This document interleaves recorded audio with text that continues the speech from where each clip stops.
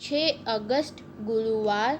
सुप्रभात। मैं खुशी केसरवानी, आपकी न्यूज़ एंकर लावाफल मीडिया से। लावाफल मीडिया लाता है आपके लिए देश दुनिया की बड़ी खबरें, और वो भी सबसे पहले। तो शुरू करते हैं आज की अंतर्राष्ट्रीय खबर। उत्तर प्रदेश के मुख्यमंत्री योगी आदित्यनाथ ने अयोध्या में राम मंदिर निर्माण के भूमि पूजन को रामराज की अवधारणा से जोड़ते हुए बुधवार को कहा कि मंदिर के लिए संघर्ष की इस परिस्थिति ने लोकतांत्रिक पद्धति और संविधान सम्मत तरीके से समस्याओं के समाधान की भारत की ताकत का एहसास कराया। सीएम योगी ने राम मंदिर निर्माण के लिए भूमि पूजन अवसर पर अपने संबोधन में कहा कि ये केवल मंदिर निर्माण के कार्यक्रम का शुभारंभ का ही नहीं, बल्कि उसे भारत को दुनिया के सामने पेश करने का अवसर भी है, जिसे आज से 6 वर्ष प्रधानमंत्री मोदी ने रामराज की अवधारणा को चरितार्थ करने के लिए आगे बढ़ाया था। यूपी के सीएम ने कहा कि रामराज जिसमें किसी के साथ जाति, क्षेत्र, भाषा के नाम पर कोई भेदभाव नहीं होगा, सबका साथ सबका विकास की भावना को चरितार्थ करते हुए जिस कार्यक्रम को 6 वर्ष पहले आगे बढ़ाया गया था, भगवान राम का भव्य दिव्य मंदिर उनकी कीर्ति के अनुरूप भारत के यश और कीर्ति को देश और दुनिया में इसी के रूप में आगे बढ़ने का काम करेगा।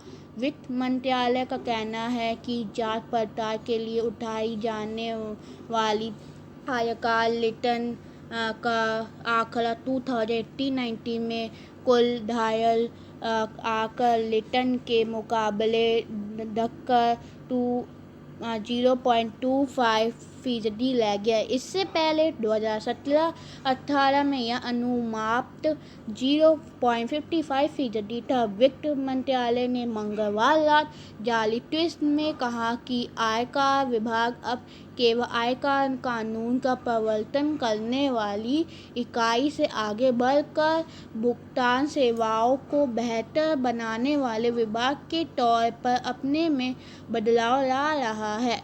इस दिशा में आगे बढ़ते हुए पिछले कुछ सालों के दौरान जांच के लिए चुनी जाने वाली आयकर रिटर्न की संख्या में भारी कमी आई है।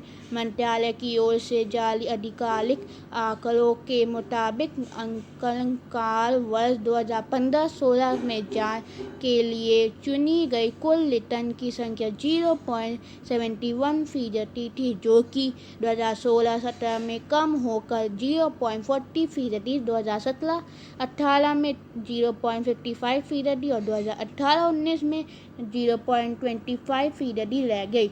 मंत्रालय की ओर से सभी राज्यों में दाखिल आयकर रिटर्न की संख्या और कुल दाखिल रिटर्न में से जांच के लिए चुनी गई आईटीआर का फीसदी दिया गया है। 24वें स्वतंत्रता दिवस के मौके पर अगले पखवाड़े तक आर्मी, नेवी और भारतीय वायुसेना के मौजूद बैंड देश भर में अपने सांसद परफॉर्मेंस के जरिए स्वतंत्रता दिवस का जश्न मनाएंगे।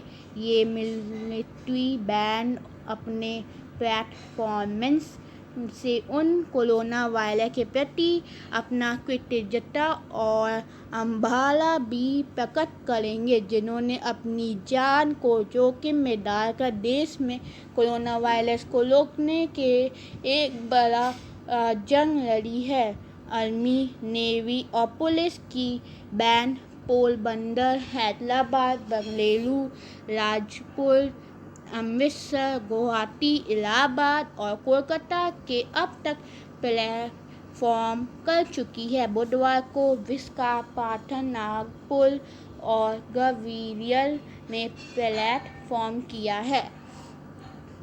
इलाहाबाद हाईकोर्ट में याचिका दाखिल करने नेशनल डिफेंस स्पेस एकेडमी और नेवल एकेडमी की प्रवेश परीक्षा एक ही तारीख पर कराने को चुनौती दी गई है। अभ्यर्थी भास्कर शर्मा की ओर से दाखिल याचिका में कहा गया कि दोनों प्रवेश परीक्षाओं के एक ही तिथि पर कराने से लाखों अभ्यर्थी का एक अवसर कम हो जाएगा।